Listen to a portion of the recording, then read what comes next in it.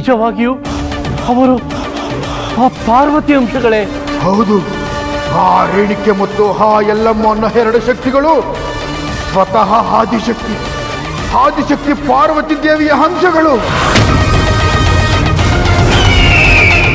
ಇಡೀ ವಿಶ್ವವನ್ನ ನಿಯಂತ್ರಿಸುವ ಶಕ್ತಿಗಳು ಅವರು. ನೀನ್ ದಾಳಿ ಮಾಡಿದ್ದು ಆ ಶಕ್ತಿಗಳ ಮೇಲೆ.